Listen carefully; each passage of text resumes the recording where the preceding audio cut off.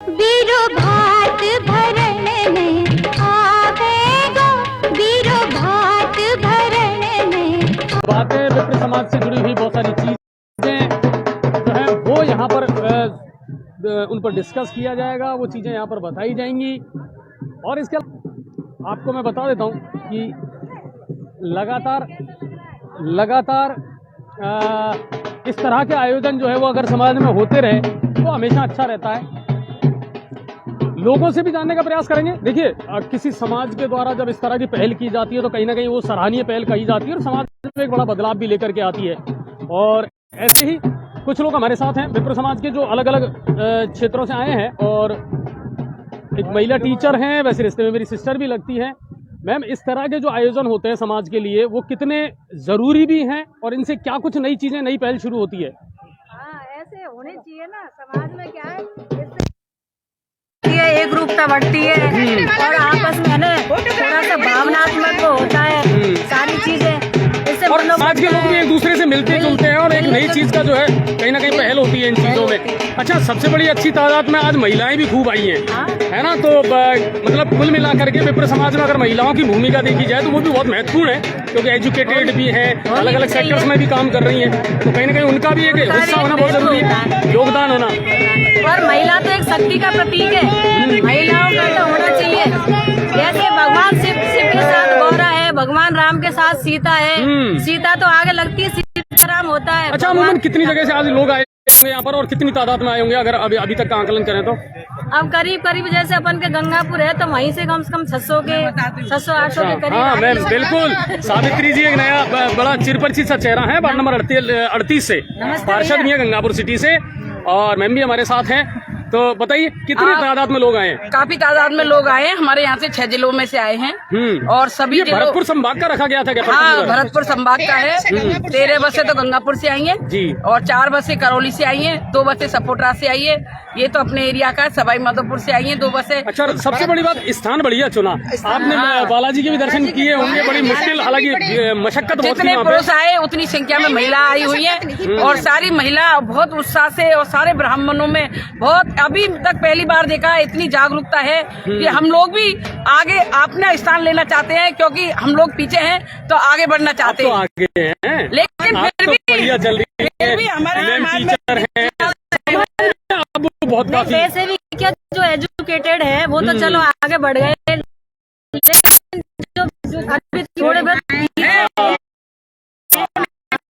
वो भी सब आगे बढ़ गए, जिनकी जिंदगी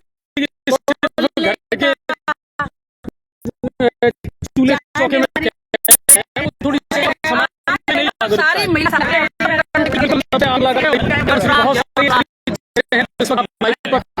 देख रहे हैं।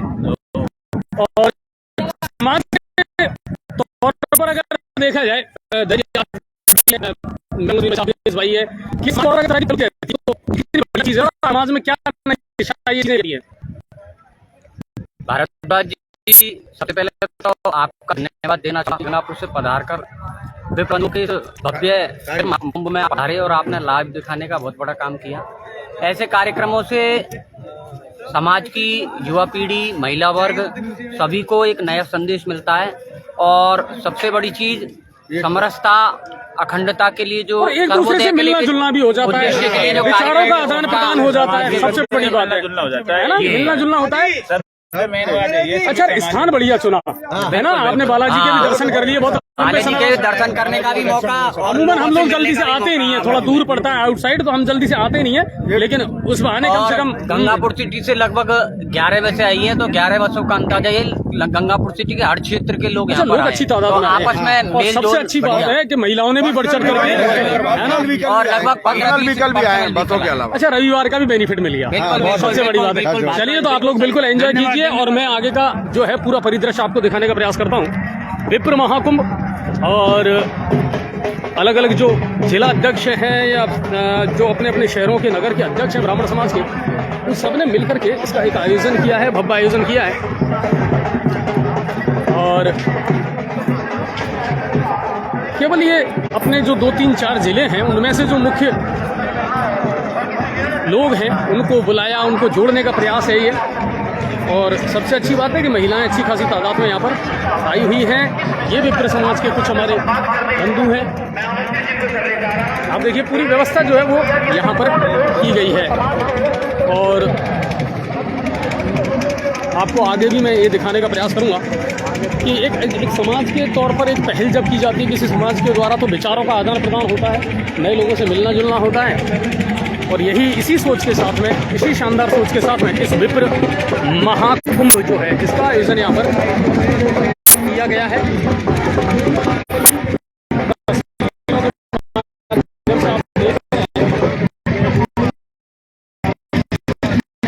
और सबसे अच्छी बात ये रही कि देखिए तो लोग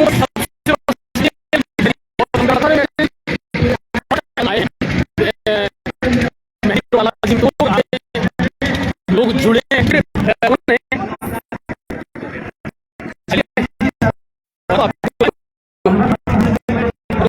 मैं विप्र महाकुंभ जी से प्रयास करूंगा।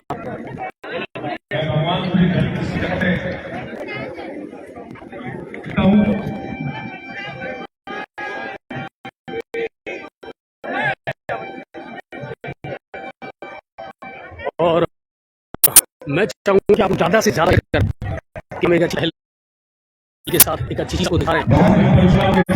महाकुंभ फाउंडेशन के द्वारा इसका आह्वान किया गया। बालाजी महाराज की इस पवित्र माटी को अपने मस्तक पर धारण करता हूँ। प्रातः स्मरणीय वंदनीय मदन मोहन जी के चरणों में आप सबकी ओर से शीश नवाता हूं। मां कैला देवी के श्री चरणों में संपूर्ण ब्राह्मण समाज की ओर से उन्हें सादर प्रणाम करता हूं, अभिवादन करता हूं, नमन करता हूं।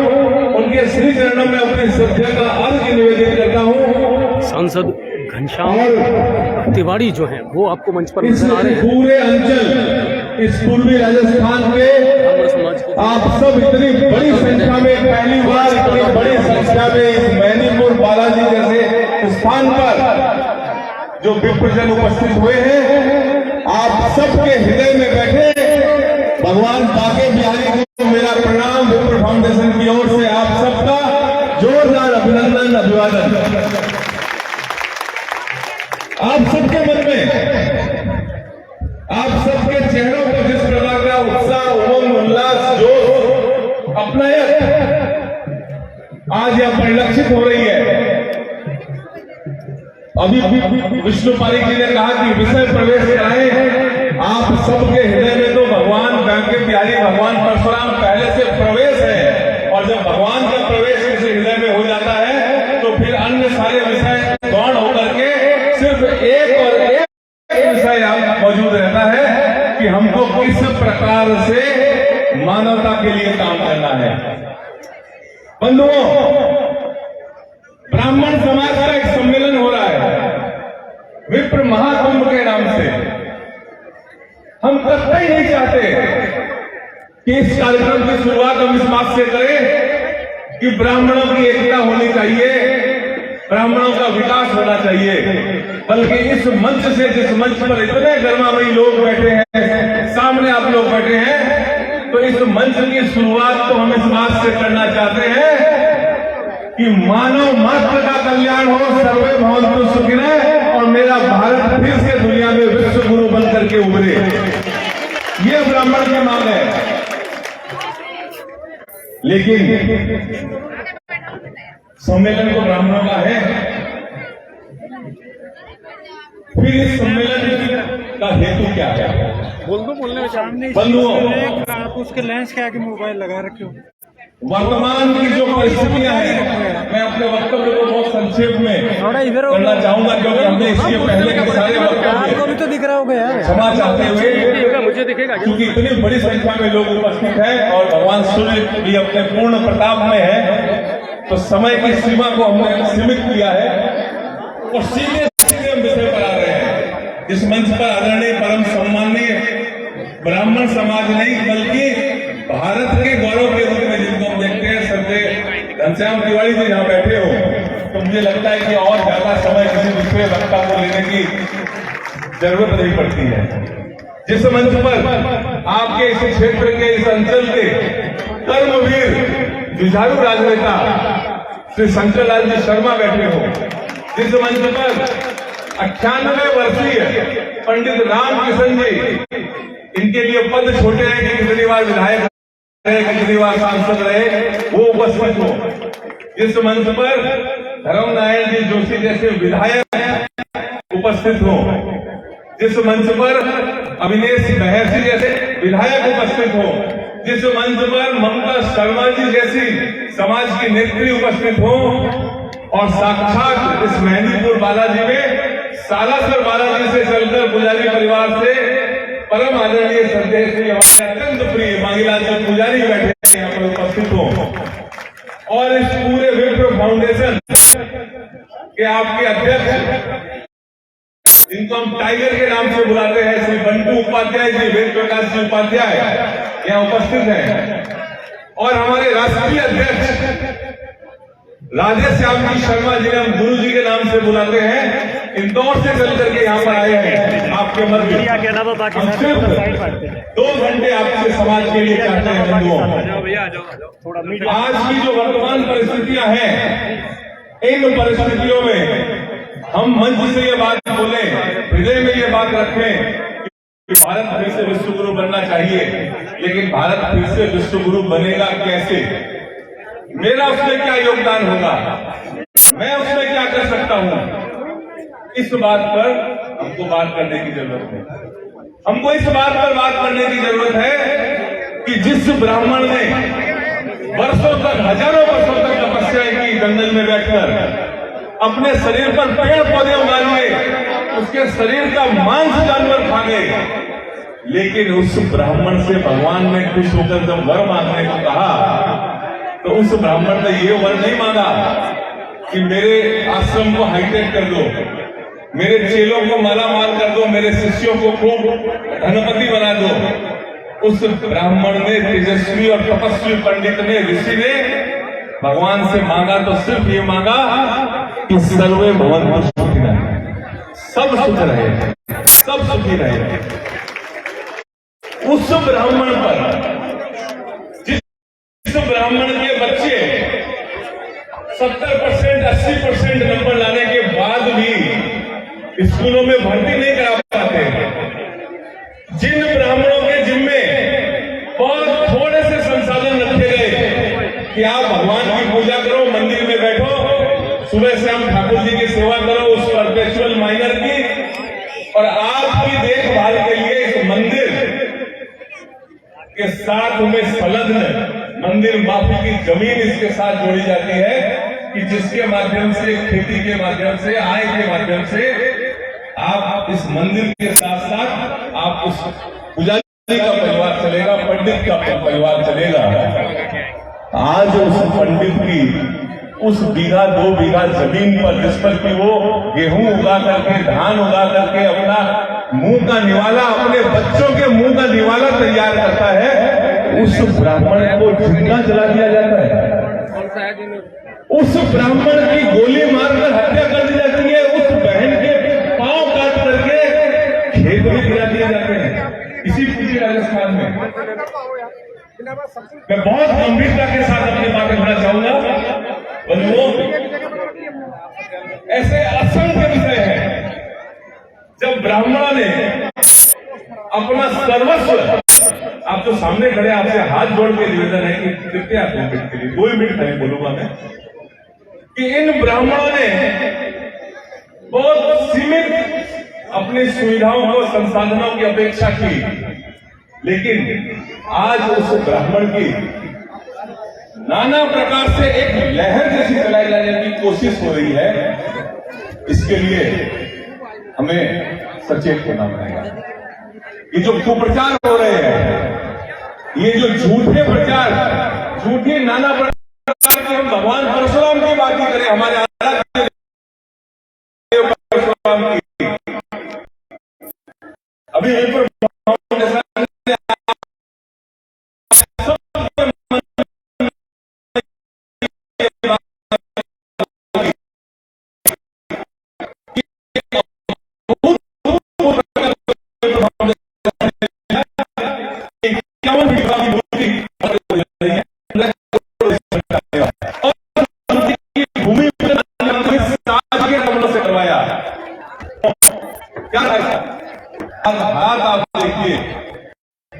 कि इन तथाकथित जो धर्म निरपेक्षता की बात करने वाले लोग हैं, इन्होंने भगवान को जातियों में बांट दिया और ये ब्राह्मण अपने संस्कारों की वजह से चुप बैठा रहा, कभी इस बात का प्रतिकार नहीं किया। अरे थोड़ी तो शर्त करो। अगर हमने देवादिदेव महादेव को माहेश्वरी समाज के साथ जोड़ दिया, केजाजी महाराज को किसी एक समाज के साथ जोड़ दिया, अग्रसेन महाराज को अग्रवाल समाज के साथ जोड़ दिया, परशुराम को सिर्फ ब्राह्मणों का भगवान बना दिया, और उसके बाद डर लगता है कभी कभी तो कि कभी राजा राम को, मर्यादा पुरुषोत्तम राम को क्षत्रियों का भगवान और कृष्ण को यादवों का भगवान न बना दे। ये हमारे बुद्धिजीवी। इस परिस्थिति में आज जो हालात है कि भगवान परशुराम की जब हम जयकार बोलते हैं, शोभा यात्रा निकालते हैं, तो ऐसी बातें सामने आती है कि ये भगवान परशुराम ब्राह्मणों का देवता है। भगवान परशुराम के बारे में दो बातें फैलाई जाती है। 21 बार भगवान परशुराम ने इस धरती को एक जाति विशेष का नाम लेते हैं कि इससे विलीन कर दिया। मैं इस मंच पर पूरी जिम्मेदारी के साथ कहता हूं कि एक भी व्यक्ति पूरी इस पृथ्वी में ऐसा आप ले आए तो ये साबित कर दे कि हमारे किसी भी प्रमाणिक ग्रंथ में ये लिखा हुआ है कि भगवान परशुराम ने 21 बार क्षत्रियों का नाम बंद किया, तो मैं आपके सामने सर कटाने को तैयार हूं। भगवान परशुराम ने 21 बार तो मुझे नहीं पता, लेकिन अनेक बार आतताइयों का, अत्याचारियों का, दुराचारियों का, व्यभाचारियों का, भ्रष्टाचारियों का, और जो जनता को तकलीफ देने वाले लोग थे, जो गौ के हत्यारे थे, गाय माता का अपहरण करके ले जाने वाले लोग थे, ऐसे लोगों से पृथ्वी को नाश किया था। बंधुओं, भगवान परशुराम ने जब कोंकण क्षेत्र बसाया, आपकी जानकारी के लिए, आज बहुत बातें होती है, समता, समरसता, पिछड़ा, दबा, और हमारे पर आरोप लगते हैं कि इन लोगों ने बहुत अत्याचार किए। मैं इस मंच से आपको बताना चाहूंगा, इस बात को भी उनको बताइए कि भगवान परशुराम ने जब वरुण देवता को, समुद्र को पीछे किया था और जो भूमि निकाली समुद्र से, वो भूमि किसी ब्राह्मणों के लिए नहीं, बल्कि वो भूमि निकाली थी भूमिहीनों के लिए, उन लोगों के लिए जिनके पास रहने को घर नहीं है, जिनके पास खाने को अन्न नहीं है, खेत नहीं है, खलियान नहीं है, ऐसे लोगों के लिए भगवान परशुराम ने कोंकण क्षेत्र बसाया, जो आज आपका गोवा है, कर्नाटक का कुछ हिस्सा है, महाराष्ट्र का कुछ हिस्सा है, केरल का कुछ हिस्सा है। ये पूरा क्षेत्र भगवान परशुराम ने बसा करके और उन लोगों को दिया जिन लोगों के पास जो भूमिहीन है और आज की भाषा में जो पिछड़े हुए लोग हैं। ब्राह्मणों ने कभी जातिवाद नहीं फैलाया। हम बार बार बार बार 2009 में जब कार्यक्रम किया था, तब भी घनश्याम तिवारी जी मंच पर थे और आज भी है, 15 साल के बाद भी। उस दिन भी हमने कहा था कि जाति गौरव का विषय है। मुझे इस बात का गौरव है कि मैं ब्राह्मण कुल में मेरा जन्म हुआ है, लेकिन जाति विवाद का विषय नहीं है। जाति गौरव का विषय है, विवाद का विषय नहीं है। विप्र फाउंडेशन 15 वर्षों से इन्हीं मुद्दों को लेकर मैं एक बात कहना चाहूंगा कम शब्दों में।